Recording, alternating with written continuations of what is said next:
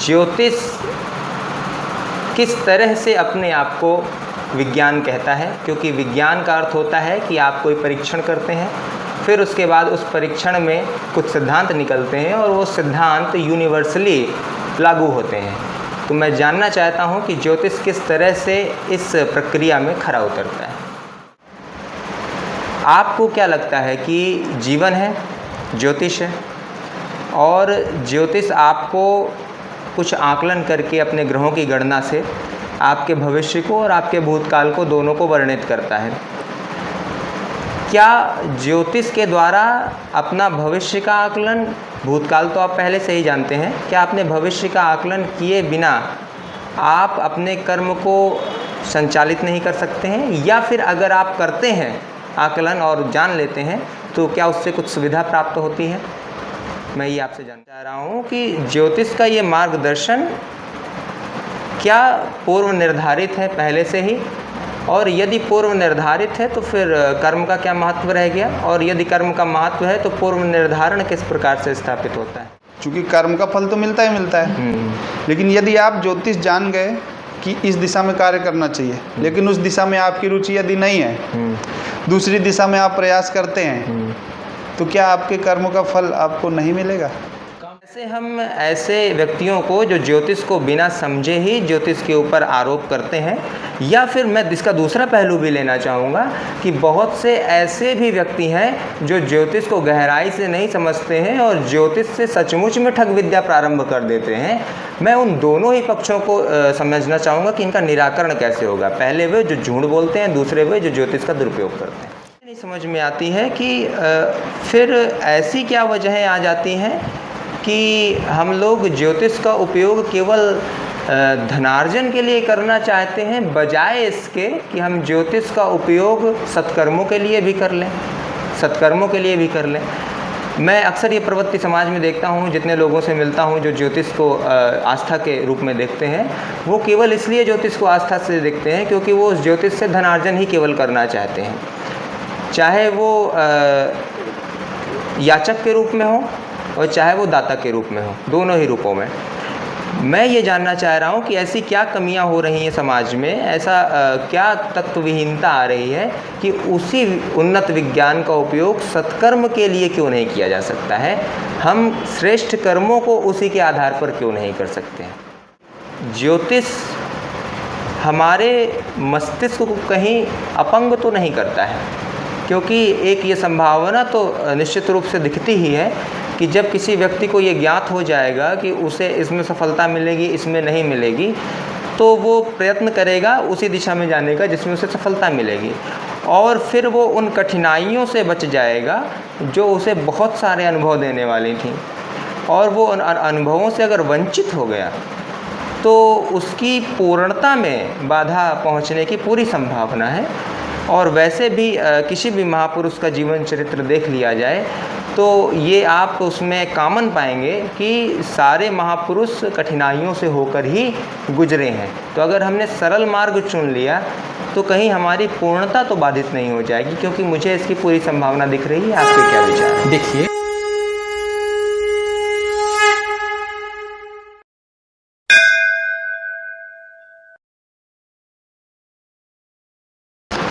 जय श्री राम। मित्रों, आज हम जहाँ पर बैठे हुए हैं वो एक ज्योतिष का बहुत ही सुंदर और उत्कृष्ट केंद्र है। हमारे बीच में श्री योगीराज शास्त्री जी विद्यमान हैं और हमारे बीच में श्री रविराज रासू जी विद्यमान हैं। तो आइए उनके बीच चलते हैं, उनसे वार्तालाप करते हैं। हमारे कुछ सवाल होंगे, उनके कुछ उत्तर होंगे, समझते हैं, हम भी समझेंगे, हम भी सीखेंगे, और आप भी समझिए, आप भी ज्ञानवर्धन कीजिए। बहुत बहुत स्वागत है आपका। आपसे मिलने की बड़ी इच्छा थी, हालांकि आपसे इससे पहले भी मिल चुके हैं, किंतु आज हम दर्शकों के बीच में ये समझने का प्रयास करेंगे कि ज्योतिष जिसको लेकर के बहुत सी बातें कही जाती हैं, उन बातों का कितना गहरा अर्थ है, क्या अफवाहें सत्य हैं या मिथ्या हैं, क्या वास्तव में ज्योतिष एक विज्ञान है, इसको समझेंगे। और इसका जीवन से क्या संबंध है, जीवन में इसका क्या लाभ लिया जा सकता है, इस पर भी आप प्रकाश डालेंगे। तो मेरा जो है आपसे प्रथम प्रश्न ये है कि ज्योतिष किस तरह से अपने आप को विज्ञान कहता है, क्योंकि विज्ञान का अर्थ होता है कि आप कोई परीक्षण करते हैं, फिर उसके बाद उस परीक्षण में कुछ सिद्धांत निकलते हैं और वो सिद्धांत यूनिवर्सली लागू होते हैं। तो मैं जानना चाहता हूँ कि ज्योतिष किस तरह से इस प्रक्रिया में खरा उतरता है। ज्योतिष एक दर्पण है और ज्योतिष के माध्यम से जीवन को इतना सुगम और सुंदर बनाया जा सकता है। जैसे कि अंधेले में कोई व्यक्ति चल रहा हो, उसको प्रकाश मिल जाए, यात्रा करनी है तो कितना सुगम हो जाएगा यात्रा करना। हमारे लिए यात्रा करना इतना सुगम हो जाएगा कि बड़ा बेहतर। कोई वाहन है, चला रहे हैं, रात्रि का समय है और उसमें प्रकाश नहीं है तो गाड़ी हमारी कहाँ चली जाएगी, ये हमें कुछ आइडिया कैसे होगा, वो प्रकाश के जरिए।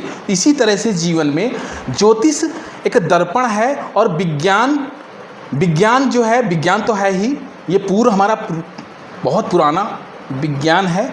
इसके माध्यम से जीवन को हम कैसे सुंदर बना सकते हैं। जैसे कि ग्रह हमको कहीं लेने नहीं जाना है, ग्रह हमारे आसपास ही है। सबसे पहले हम बात करेंगे सूर्य। तो सूर्य हमारी आत्मा का कारक है और हमारे आत्मबल का कारक है, पिता का कारक है, समाज का कारक है, गवर्नमेंट की संस्थान की व्यवस्था का पूरा कारक है। जब हमारी कुंडली में सूर्य खराब होगा, सूर्य की ऊर्जा बहुत अच्छी नहीं रहेगी तो जीवन बहुत अच्छा नहीं हो सकता है। गवर्नमेंट जॉब नहीं मिलेंगे हमको, हमारा शरीर रोगी हो जाएगा, पिता से संबंध खराब हो जाएंगे, पिता तुल्य जैसे लोग हैं उनसे वैचारिक मतभेद हो जाएगा, हड्डियों संबंधी रोग दे देगा। तो ये सूर्य ही अकेला केवल इतनी चीज़ों को दे रहा है। अब आ जाते हैं चंद्रमा में। तो चंद्रमा क्या है? जितनी लिक्विड वाली चीज़ है, जितना जल तत्व है, ये सब चंद्रमा है। ये हमारी माता हैं, ये चंद्रमा है। जितना तरल पदार्थ आप हैं, दूध है, जितनी दूध से बनी वस्तुएं हैं, ये सब चंद्रमा के अधीनस्थ आती हैं। कभी कभी आपने देखा होगा कोई व्यक्ति है, उसको जल से बड़ा भय लगता है। जल उसको लगता है कि अरे हमें पानी से बहुत डर लग रहा है, चले हम डूब ना जाएं, कुछ नहीं, पानी ही पी रहा है तो उसको साइड इफ़ेक्ट हो रहा है, प्रॉब्लम क्रिएट हो रही है बहुत ज़्यादा। तो ये जल तत्व है, चंद्रमा का अधीनस्थ। और हमारी जितनी डेली इनकम है, इनकम मन, जो इच्छा है, जो हमारे डिजायर जो प्रकट होते हैं, ये सब चंद्रमा से ही होते हैं। तो चंद्रमा मन का भी कारक है। अगर चंद्रमा हमारी कुंडली में खराब हो जाता है तो मन व्यक्ति का एकाग्र नहीं हो सकता। जैसे कोई भी कार्य वो व्यक्ति करेगा उसको संतुष्ट नहीं होगा, इमोशनल उसके जो है ऐसे बैड वाले आ जाएंगे कि वो जीवन में सदैव उसको चाहे जितना, जैसे कोई टीचर है, अब वो बच्चों को ज्ञान दे रहा है, पढ़ा रहा है, तो स्पेशली क्लास में जब वो ज्ञान दे रहा होता है तो स्पेशल सबको एक ही जैसा ज्ञान तो देता है, लेकिन उसमें कुछ अच्छे बन जाते हैं, कुछ खराब बन जाते हैं, कुछ तो ऐसे बन जाते हैं कि उनका जीवन एकदम उनको फर्क ही नहीं पड़ता, इस कान से सुना उससे निकाल दिया। तो चंद्रमा मुख्य भूमिका वही निभाता है। अब चंद्रमा हमारी माता का भी कारक है। अब चंद्रमा कहीं खराब हो जाएगा, हमारी कुंडली में पीड़ित हो जाएगा तो हमें माता का सुख भी नहीं मिलेगा। ये चंद्रमा से ही होता है। तो अभी हम संक्षिप्त में ही बता रहे हैं, बहुत विस्तार से बताएंगे तो बहुत लंबा विवरण हो जाएगा। संक्षिप्त में ही हम आपको बता रहे हैं। अर्थात आप कहना चाह रहे हैं कि ये जितने भी ग्रह हैं, हाँ, ये सभी के सभी बहुत सारे ऑब्जेक्ट्स के प्रतीक हैं। जी हाँ। और वो ऑब्जेक्ट्स की जितनी ऊर्जाएं हैं, उन्हीं ऊर्जा के समुच्चय को ग्रह कहते हैं ज्योतिष की भाषा में। जी गौरव जी, हम बिल्कुल, ये जो दिनचर्या में आप जो डेली बेसिस पे जो चीज़ें देख रहे हैं, किसी न किसी प्लैनेट से आधारित हैं। हमने अभी ये समझा कि किस तरह से ये सभी ग्रह प्रभाव डालते हैं मानव जीवन पर, लेकिन अब हम ये जानना चाहेंगे रविराज जी से कि आपको क्या लगता है कि जीवन है, ज्योतिष है, और ज्योतिष आपको कुछ आकलन करके अपने ग्रहों की गणना से आपके भविष्य को और आपके भूतकाल को दोनों को वर्णित करता है। क्या ज्योतिष के द्वारा अपना भविष्य का आकलन, भूतकाल तो आप पहले से ही जानते हैं, क्या अपने भविष्य का आकलन किए बिना आप अपने कर्म को संचालित नहीं कर सकते हैं, या फिर अगर आप करते हैं आकलन और जान लेते हैं तो क्या उससे कुछ सुविधा प्राप्त होती है? मैं ये आपसे जानना चाहूँगा। निश्चित तौर पर जब आपको आगे का रास्ता दिख रहा होता है तो आप ज़्यादा कॉन्फिडेंस के साथ आगे बढ़ सकते हैं जी। लेकिन कभी कभी ऐसा होता है कि हमें रास्ता दिख ही नहीं रहा होता है। आप थोड़ा सा तेज आवाज़ में बोलेंगे? कभी कभी ऐसा होता है कि रास्ता नहीं दिख रहा होता है। उस स्थिति में हम ठहर तो नहीं जाते हैं, कर्म करते रहते हैं। जैसा कि मैं जानता हूँ, जो शाश्वत सिद्धांत है कर्म फल का, वो कभी नहीं बदलता। ज्योतिष एक आपकी रोड लाइट का काम कर सकता है, आपका फोकस दिखा सकता है, लेकिन ज्योतिष का आकलन करने के बावजूद भी यदि आप कर्म नहीं कर रहे हैं या अनुचित कर्म कर रहे हैं या अपनी जो आपकी मूल प्रवृत्ति है उसके विपरीत कार्य कर रहे हैं, तो निश्चित तौर पर आपके जीवन में परेशानियां आएंगी। तो ज्योतिष विज्ञान है, ठीक है, और ज्योतिष ग्रह नक्षत्र जो वर्णित किया जाता है तो वो सिर्फ एक चीज़ पर डिपेंड करता है। वो क्या है? आपका जन्म का समय और स्थान। उससे ही आपके पूरे जीवन का ज्योतिष निर्धारित किया जाता है। इसके अतिरिक्त आप अपने जीवन काल में क्या कर रहे हैं, क्या नहीं कर रहे हैं, उसके आकलन से ज्योतिष का और कोई निर्धारण, आपके ग्रहों की दिशा दशा का निर्धारण नहीं किया जा सकता है, जैसा कि मैंने समझा। हाँ, मैं भी, क्या मैं सही कह रहा हूँ? क्योंकि जब तक मैं, क्योंकि जब भी बारे में हम आपको बताएंगे। हाँ, वो दे दीजिए माइक जी। इसके बारे में हम बताते हैं। अभी रविराज जी ने जो कहा उस पर आप प्रत्युत्तर दें, उससे पहले एक और सवाल मैं साथ में जोड़ दूं उसी के साथ, कि सवाल ये है कि अभी रविराज जी कह रहे थे कि ज्योतिष का संबंध जन्म के समय और स्थान से है केवल, और उसी के माध्यम से कुछ गणनाएं हो जाती हैं। जी जी। किंतु मैं ये अक्सर देखता हूँ, मैं ज्योतिषाचार्यों से मिला हूँ, आपसे मिला हूँ, आपकी संगति में रहा हूँ, मैंने ये पाया है कि ज्योतिष न सिर्फ ग्रहों की गणना करता है, न सिर्फ भविष्य और भूत बताता है, बल्कि वो ये भी दिशा निर्देशित करता है कि कब किस तरह से शुभ कर्म किया जाए तो उसका प्रभाव जीवन में बहुत अधिक पड़ेगा। जी बिल्कुल। और किस तरह से अशुभ कर्मों का, अनुचित कर्मों का निषेध किया जाए, उस पर भी प्रभाव पड़ता है जीवन पर। तो ज्योतिष एक मार्गदर्शक के रूप में भी स्थापित होता है। मैं ये जानना चाह रहा हूँ कि ज्योतिष का ये मार्गदर्शन क्या पूर्व निर्धारित है पहले से ही, और यदि पूर्व निर्धारित है तो फिर कर्म का क्या महत्व रह गया, और यदि कर्म का महत्व है तो पूर्व निर्धारण किस प्रकार से स्थापित होता है? ठीक है, अब इसके बारे में गौरव जी आपको हम बताते हैं।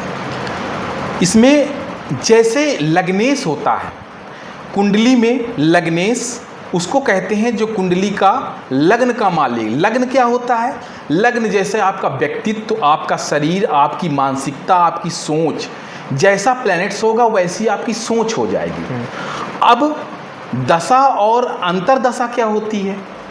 दशा और अंतरदशा जब चलती है, सपोज दैट जैसे कि आपके लग्न के स्वामी शुक्र हैं, अब महादशा शनि की चल रही है, तो शनि जो है शुक्र का मित्र है।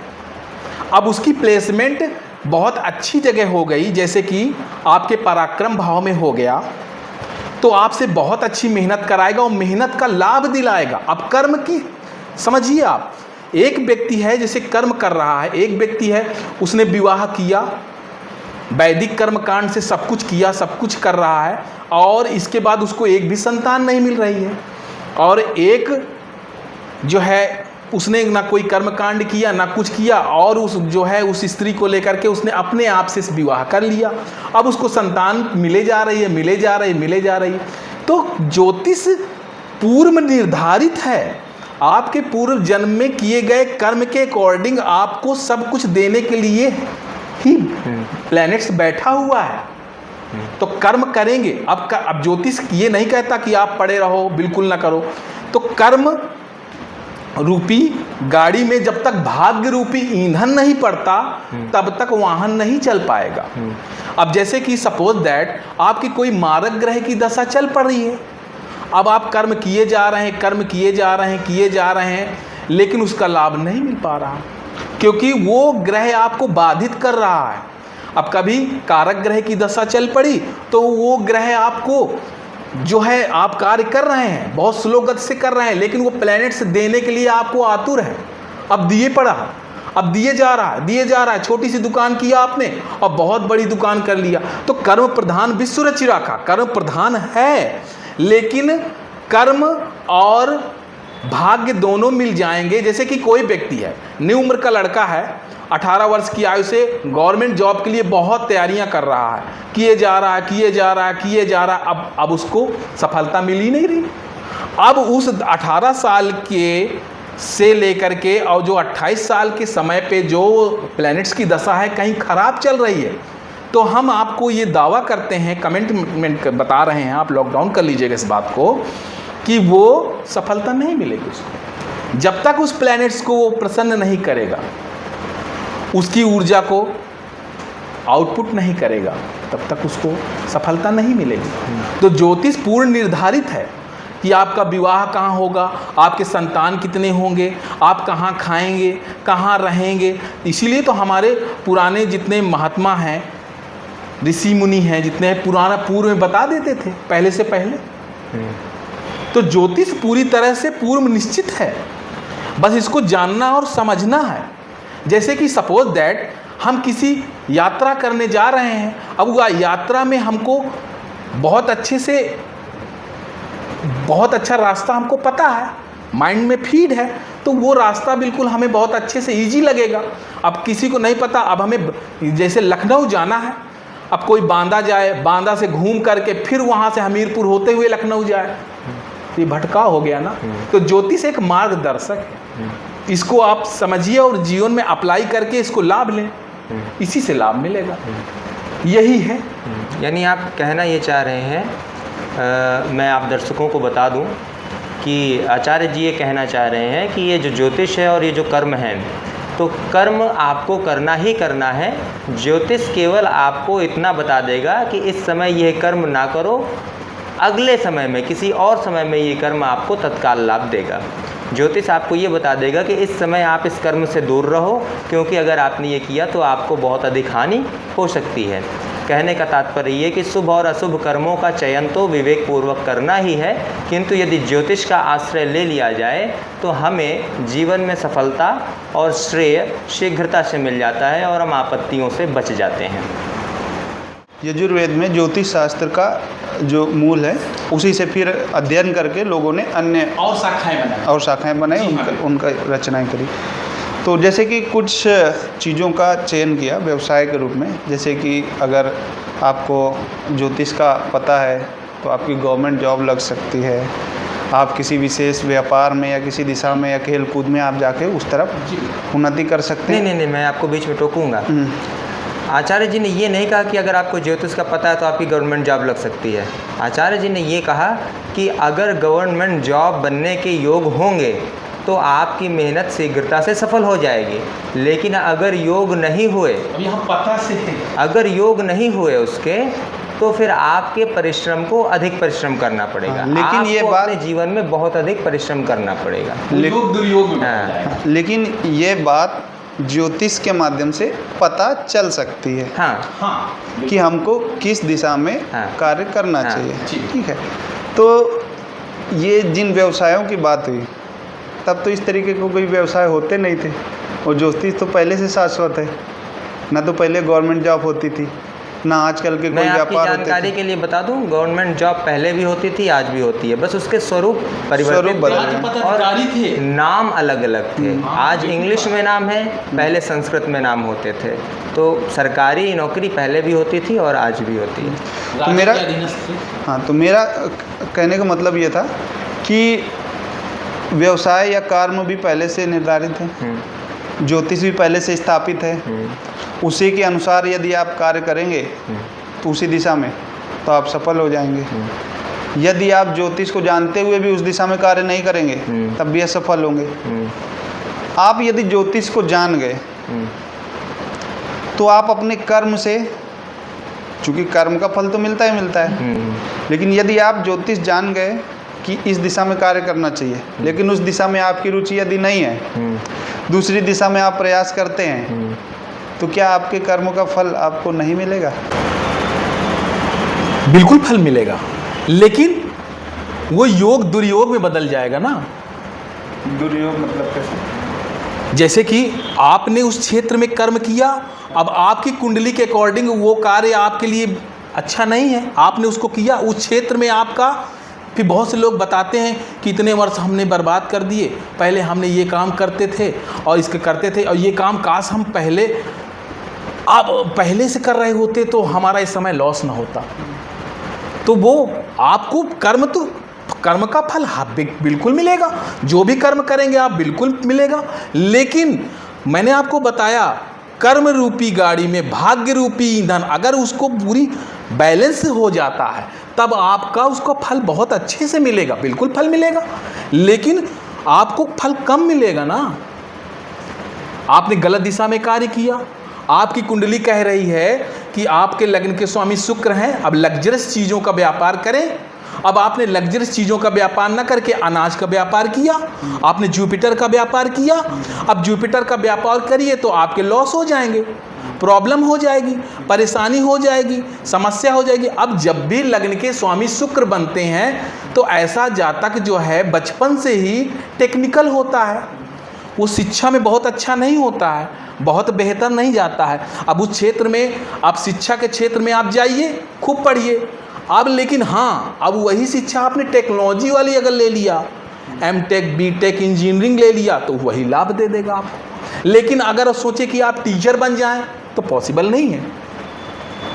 समस्या यहाँ है। तो पूर्व तो निर्धारित है और कर्म के फल का बिल्कुल मिलेगा। अब जैसे सपोज दैट कोई व्यक्ति कुआं खुदा रहा है, अब उसके भाग में पानी जल नहीं है तो उसको जल नहीं मिलेगा, लेकिन कुआं तो मिलेगा। कुआं मिलेगा तो कुआं उसके भाग्य में है, तो कुआं वो जल के लिए कुआं खोदा जा रहा है। मुख्य जो कुआं खोद रहा है वो जल के लिए खोद रहा है। आपने प्रयास किया, तो प्रयास किया है, अब उसके कर्म का फल कुआं मिला। अब तो कुआं तो डिस्ट्रॉय हुआ ना, अब उसको बेकार है, गड्ढा है, उसको हटाना होगा।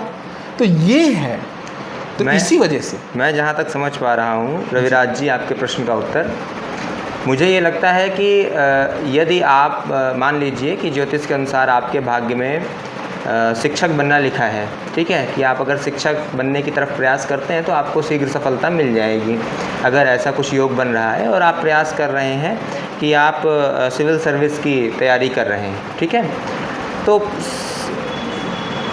आपने उसकी पढ़ाई की, आपने अध्ययन किया और आपने जितनी पुस्तकें पढ़ी, आप जिस लिए पढ़ रहे थे वो उद्देश्य था आपका उस सर्विस में जाना, और आपको वो सर्विस नहीं मिली।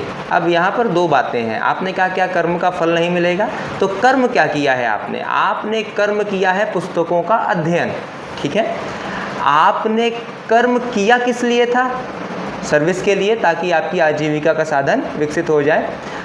लेकिन आप यहाँ पर ये समझें कि आप जो सोच करके कर्म कर रहे थे वो नहीं प्राप्त होगा, लेकिन कर्म आपने पुस्तकों का अध्ययन किया, आपने ज्ञान प्राप्त किया, तो ज्ञान स्वयं में ही एक फल है। ज्ञान स्वयं में ही एक फल है। आपने पुस्तकों का अध्ययन किया ना, तो उससे क्या मिला? ज्ञान मिला। तो आपने कर्म किया, आपको तत्काल फल मिल भी गया ज्ञान के रूप में, तो आपके कर्म फल का सिद्धांत अधूरा नहीं हुआ। कर्म का फल मिल गया ज्ञान के रूप में, लेकिन साथ में जो एक और अपेक्षित आशा थी कि आपको सर्विस मिल जाएगी, वो सर्विस नहीं मिल पाई। ज्योतिष ये कहता है, यानी आपकी अपेक्षित आशाओं के अनुरूप फल नहीं मिलेगा, फल अवश्य मिलेगा, बस दूसरे स्वरूपों में मिलेगा। यानी आपके ग्रहों के अनुसार जो आपका भाग्य पूर्व निर्धारित है, वही भाग्य आपको मिलेगा, वही फल आपको मिलेगा। करके, हाँ, आकृष्ट करके मिलेगा।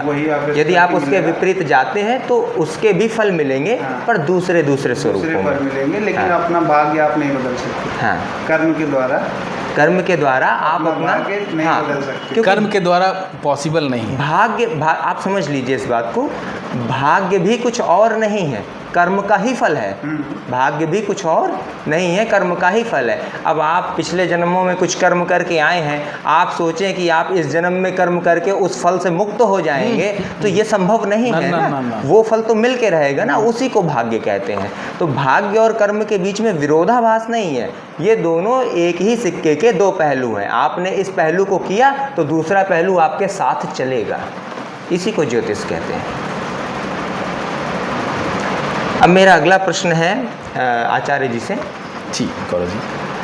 कि हमने कर्मफल के सिद्धांत को समझ लिया, जी बिल्कुल, हमने ज्योतिष को समझ लिया किस प्रकार जीवन को प्रभावित करता है।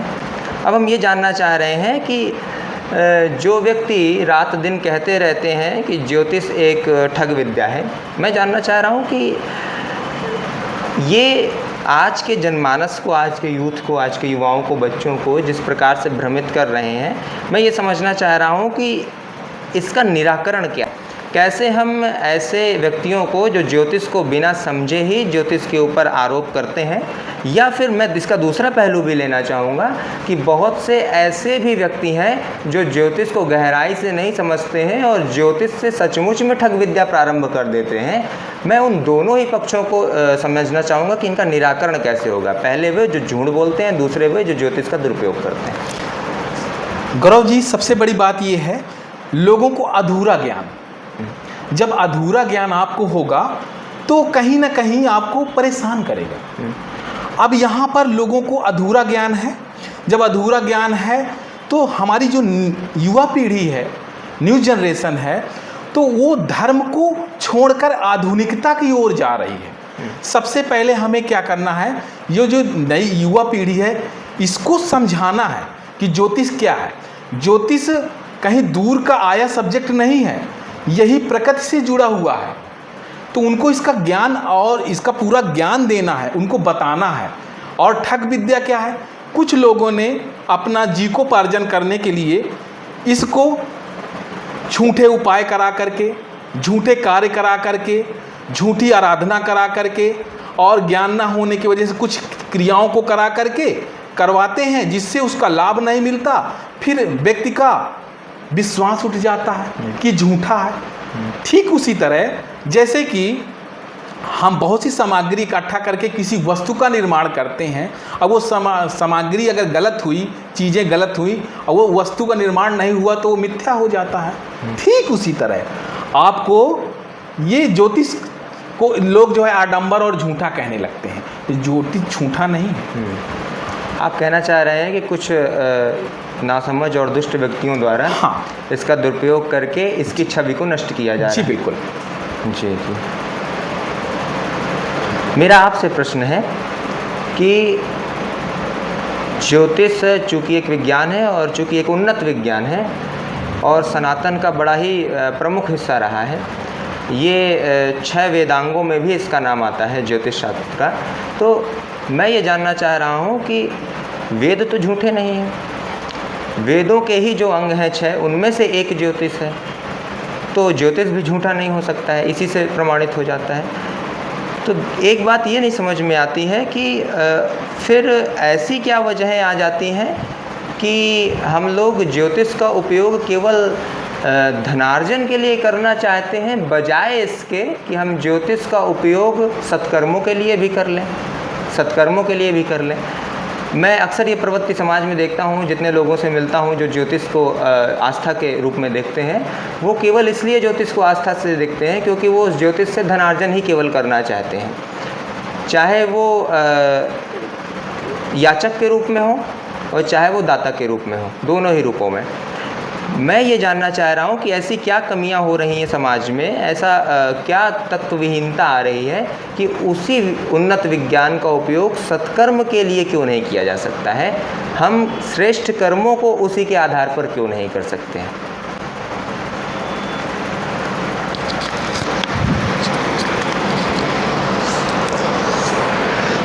बिल्कुल कर सकते हैं सत्कर्मों के लिए, और बहुत सारे लोग कर रहे हैं, आप कर रहे हैं, आप कर रहे हैं, या जो भी ज्योतिष को गहराई से जानता है वो कर रहा होगा।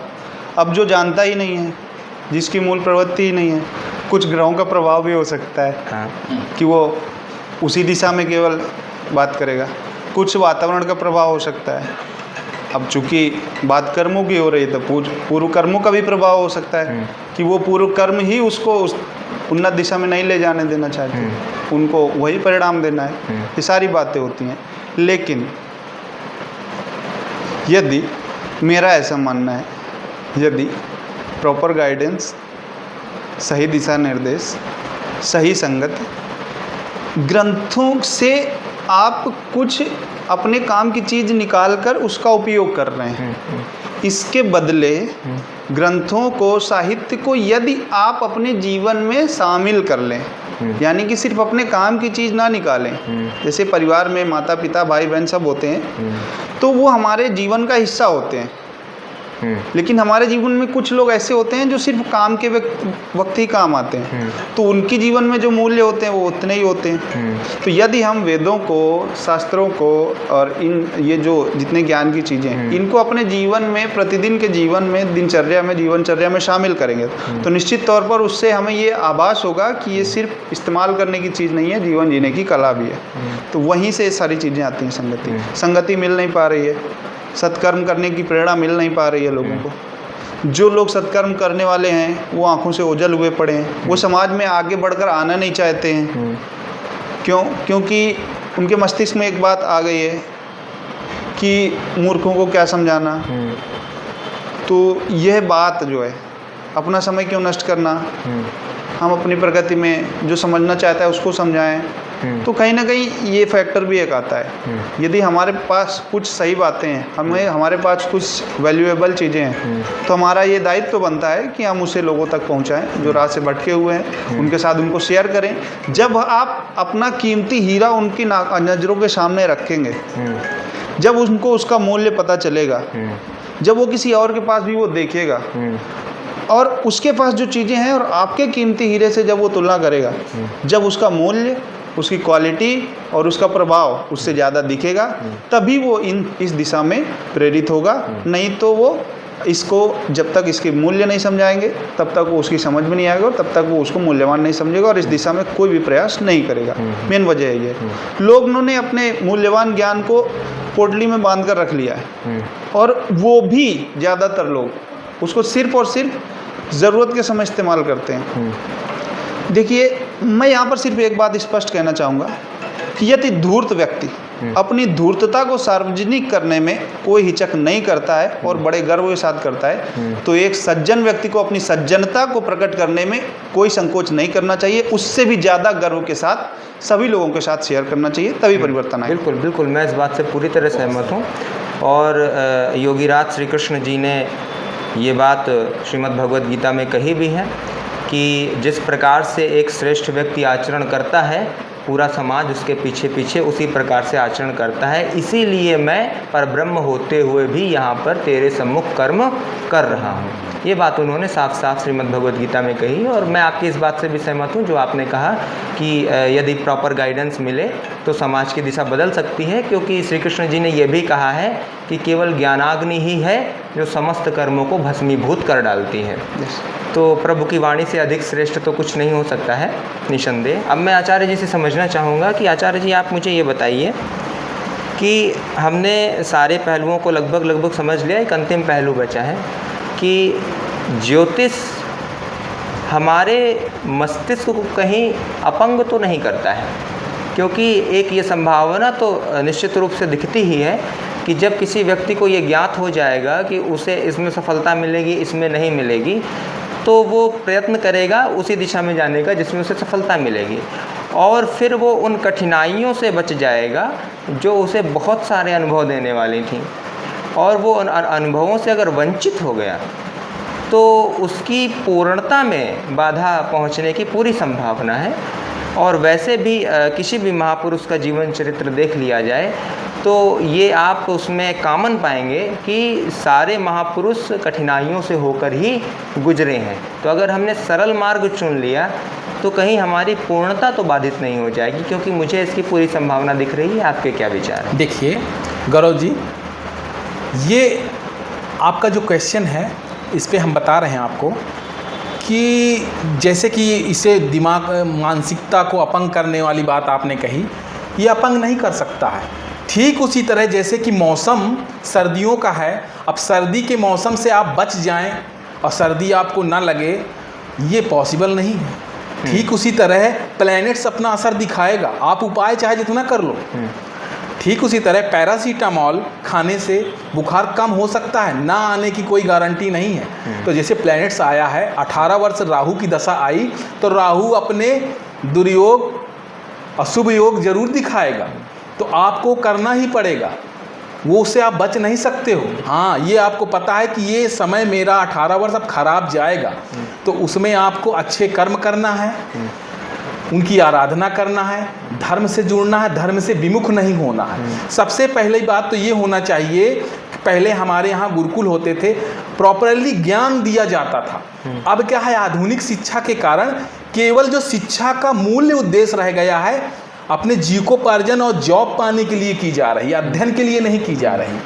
तो इसीलिए जो है हमारी जो ज्ञान कोई लेना नहीं चाहता, ज्ञान को एकदम मिथ्या समझता है, टाइम पास करता है, ऐसे भाव उत्पन्न करता है, कुछ कहने को नहीं। आध्यात्म, और जैसे कि आप जिस क्षेत्र में कार्य कर रहे हैं, बहुत अच्छा क्षेत्र है। अगर इस क्षेत्र से अगर कोई बच्चों को जोड़ देता है, मैं आपके माध्यम से ये बात कहना चाहता हूँ कि जिस क्षेत्र से आप कार्य कर रहे हैं, जिस संस्था को आप चला रहे हैं, इस संस्था से अगर कहीं जोड़ दिया जाए तो ये संस्था आपके जीवन को इतनी सुंदर बनाएगी। ज्योतिष से होते हुए ही ये रास्ता जाता है। पहले के समय क्या होता था, पहले के समय बुरे ग्रह की कोई दशा चल रही होती थी तो बता दिया था, हे राजन आप इतने वर्ष इसके अधीनस्थ रहो, आपको मदिरा का सेवन नहीं करना है, स्त्री गमन नहीं करना है, आपको इसमें रहना, तो उनका उपाय किया जाता था।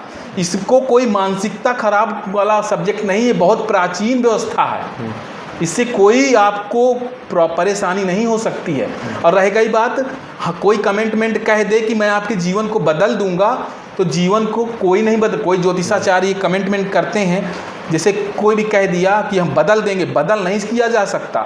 यात्रा आपको करनी पड़ेगी, हाँ, वो साइकिल की यात्रा को हम बाइक में बदल देंगे, बाइक को कार में बदल देंगे, और या तो प्लेन में बदल देंगे, बट यात्रा करनी होगी, तो उससे आप बदल नहीं सकते हैं। अब सबसे बड़ी समाज की न्यू जनरेशन को बदलना, सबसे बड़ी ज्ञान उनको नहीं है, बेस का नॉलेज। जैसे कि अन्य धर्म को आप देख लीजिए, बाइबल है तो बाइबल पढ़ने के लिए उसको प्रॉपरली अपनी जो हाँ वो ज्ञान है।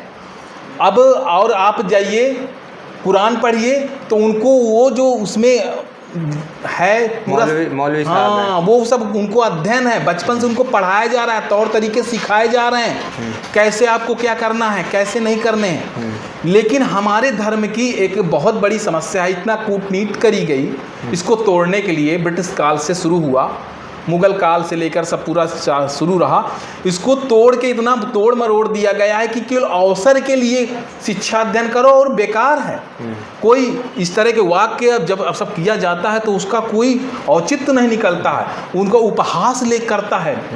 ये न्यू जनरेशन को बदलना है और हम सरकार से गुजारिश करेंगे, और सरकार तो बहुत अच्छे से कार्य कर रही है हमारी, और इसको अगर शिक्षा से जोड़ दिया जाए तो हमारा आपको जो ये विचलित हो रहे हैं, परेशान हो रहे हैं समाज को लेकर के, नई पीढ़ी तो इतनी खराब होती जा रही है कि ये अध्ययन कराना, ये बताना वो समझना ही नहीं चाहते।